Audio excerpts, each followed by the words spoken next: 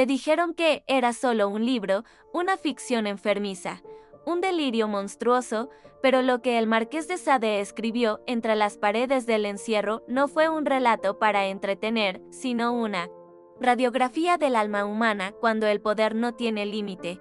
Dentro del castillo de Sillin no hay leyes, solo deseos sin freno. Allí, el placer se transforma en tortura, y el cuerpo deja de ser cuerpo para convertirse en campo de experimentación. Los 120 días de Sodoma no es una novela, es un manifiesto sin censura, una maquinaria de crueldad organizada, donde la aristocracia, los sacerdotes y los libertinos se despojan de toda moral y exponen con escalofriante lucidez que el placer absoluto exige la aniquilación del otro, hasta donde puede llegar el deseo humano cuando no hay nadie que lo detenga. ¿Y qué revela esta obra obscena sobre el mundo que la condenó? Este no es un video para quienes buscan morbo, es para quienes se atreven a mirar al abismo de la naturaleza del poder, del sexo y del lenguaje sin apartar la mirada. Porque Sade no inventó los horrores, solo los escribió cuando todos fingían que no existían. Los 120 días de Sodoma, cuando el poder se viste de deseo, hay libros que se leen con los ojos, otros con la piel. Y hay unos pocos que se leen con un estremecimiento silencioso, como si cada página abriera una puerta que nunca quisiste cruzar. Los 120 días de Sodoma no es una novela erótica, es una ceremonia, un experimento, una coreografía del poder llevada hasta sus últimas consecuencias. 4 hombres poderosos juristas, banqueros, nobles, deciden retirarse del mundo para construir uno nuevo, uno donde el cuerpo ya no es sujeto de afecto, sino instrumento de voluntad. Durante 4 meses diseñan su propio universo cerrado, regido no por leyes divinas ni humanas, sino por el deseo como estructura de control. Narradoras les cuentan historias. Adolescentes son reclutados, todo se transforma en ritual, en lógica, en código, pero lo más inquietante no es lo que sucede allí dentro, es lo que nos revela sobre el exterior, sobre cómo, incluso en el mundo real, el poder suele ocultar sus mecanismos tras la máscara del deseo, y como el placer, en ciertos niveles, deja de ser elección y se vuelve doctrina, este libro no busca escandalizar, busca incomodar. Pone un espejo oscuro, deformante, donde lo que vemos no es solo a los libertinos, sino a nosotros mismos cuando la ética se suspende y el otro deja de ser humano. ¿Estás listo para mirar dentro? Porque los 120 días de Sodoma no se leen, se atraviesan. Y no se sale igual. Imagina que el deseo no es impulso ni pasión, sino diseño, que no brota del cuerpo, sino que se planifica como una maquinaria precisa y perversa. Eso es los 120 días de Sodoma. Una novela que no habla del placer, sino del sistema. No del amor, sino del control. No de erotismo, sino de estructura. Aquí no hay romanticismo, hay reglas, códigos, horarios, escaladas de intensidad. Todo está calculado, desde la selección de las víctimas hasta la progresión diaria del sufrimiento. El deseo, en este universo, es la excusa para organizar una dictadura perfecta sobre el cuerpo.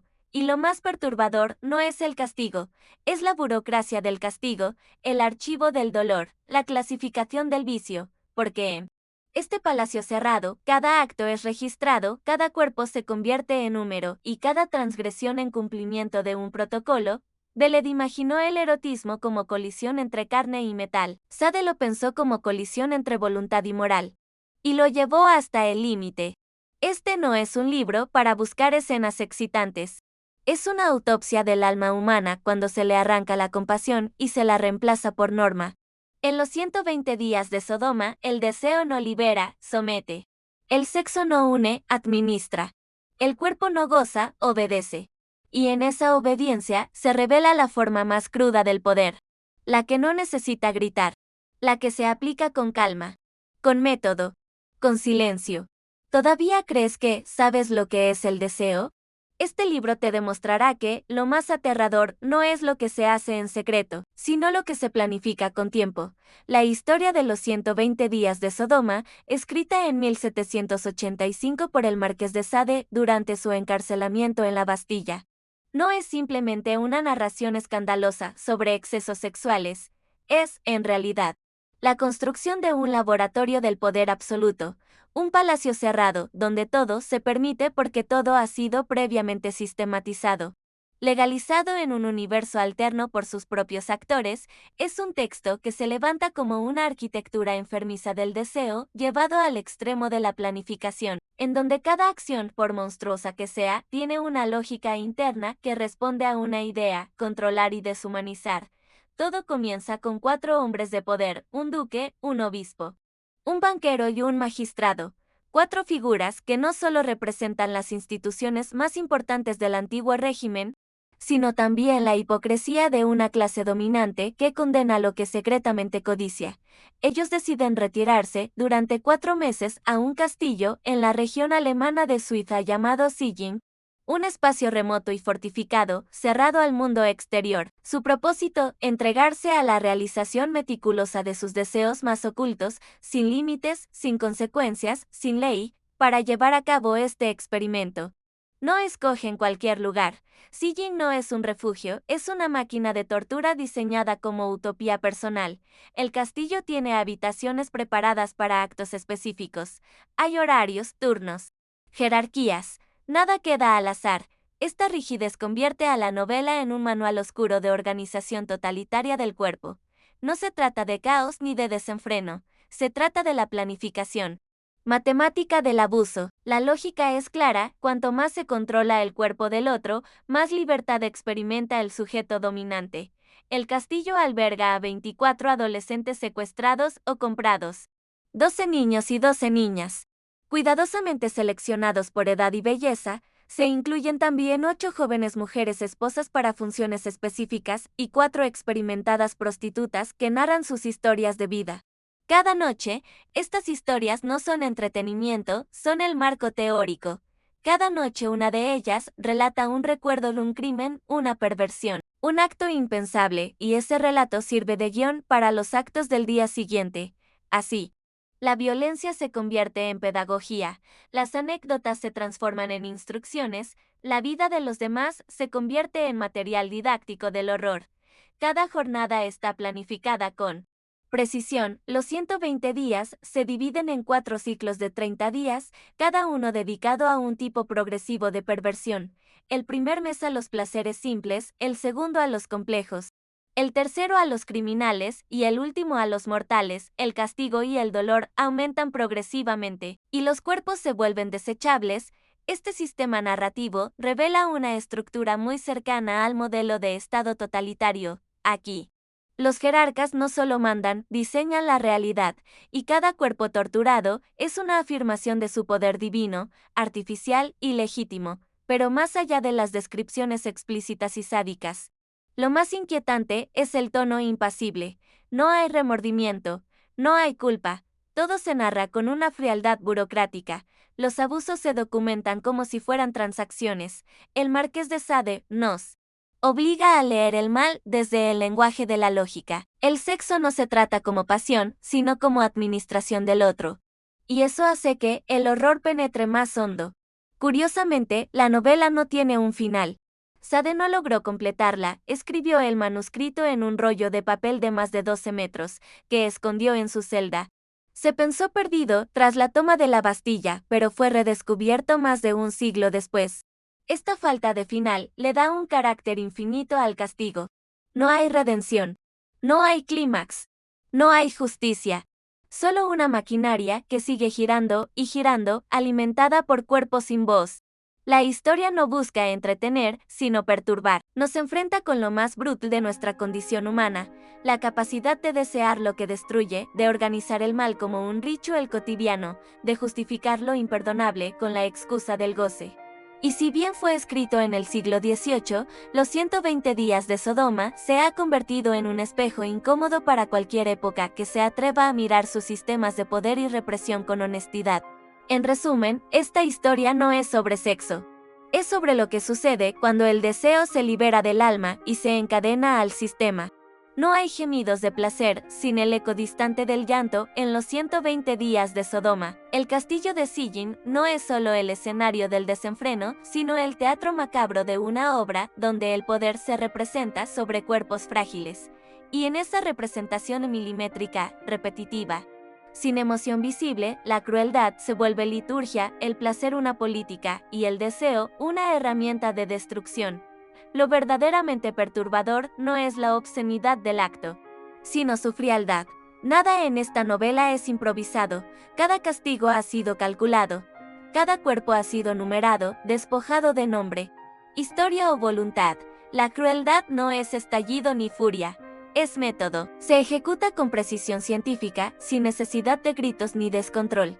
Es un placer que no necesita justificar nada, porque el sistema mismo lo ha autorizado todo, los 4 señores del duque. El obispo, el magistrado y el banquero son encarnaciones de la impunidad. No representan solo a individuos viciosos, sino a instituciones que han tenido por siglos licencia para violentar bajo el velo de lo sagrado, lo legal o lo económico. Son la Iglesia que perdona sus propios pecados, la justicia que decide a quien le aplican las leyes, el dinero que compra silencios, y la nobleza que se considera por encima de la humanidad. Sus placeres son impunes porque se ejecutan sobre cuerpos sin voz, niños y niñas, jóvenes atrapados, mujeres reducidas a roles funcionales, incluso eunucos, pero también sobre el lector que al ser confrontado con la lógica de estos actos, se vuelve partícipe incómodo. ¿Cuánto puedes leer antes de apartar la mirada? ¿Dónde está tu límite? Sade no lo pone por ti, te dejas solo ante el abismo. El dolor se describe sin dramatismo, las lágrimas no conmueven, los suplicios no frenan la ceremonia. Y esa es la tragedia, el cuerpo herido no tiene valor como sufrimiento, sino como espectáculo, como dato, como objeto. La carne se convierte en territorio colonizado por el deseo de otros. Aquí no hay amantes, solo víctimas. No hay éxtasis compartido, solo hambre y unilateral de dominio. Y sin embargo, hay una extraña estética detrás de todo. Las escenas están compuestas como cuadros barrocos, luces tenues, telas lujosas, gestos rituales. Hay un orden pervertido que simula belleza, como si el dolor fuera más eficaz si se viste de arte, como si la perversión necesitara una escenografía sagrada. En ese castillo, la tortura se ofrece como ópera. Y los espectadores, nosotros, nos preguntamos qué tipo de civilización es capaz de hacer del sufrimiento un arte.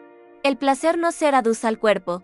De hecho, rara vez es erótico en sentido clásico.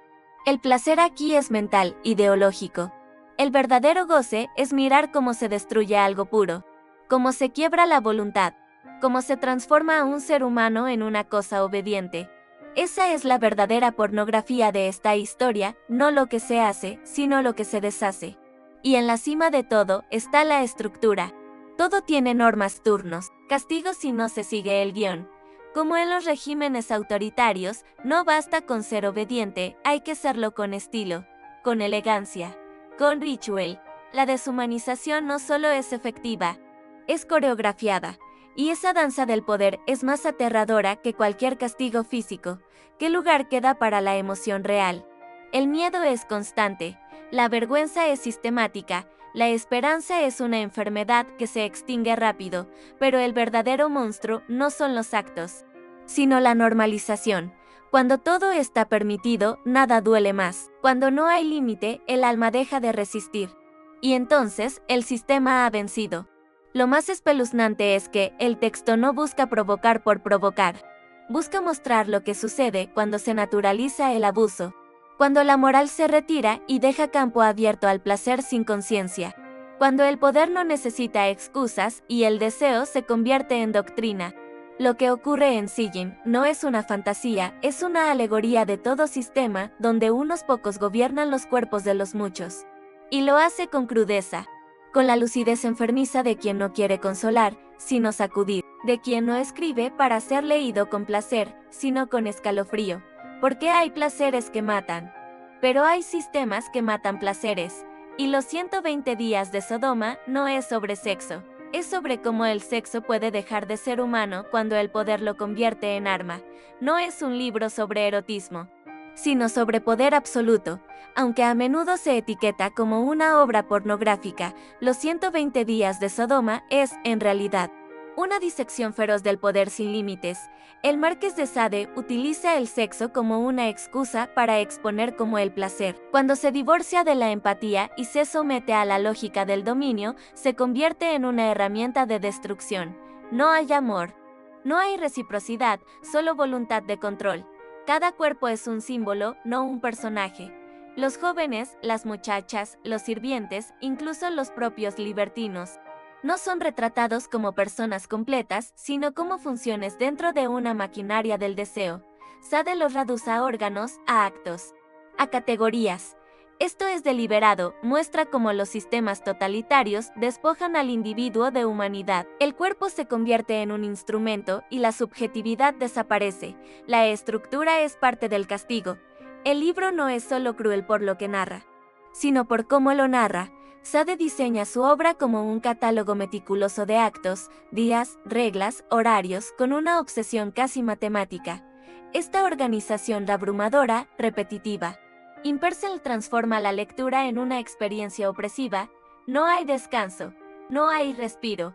El lector, como los personajes, queda atrapado en una prisión sin ventanas. Los 120 días de Sodoma no es un libro fácil de mirar, no por sus escenas, ya de por sí insoportables, sino por el espejo que nos pone delante. Porque Sade no habla solo de unos libertinos enloquecidos por el poder, habla de nosotros.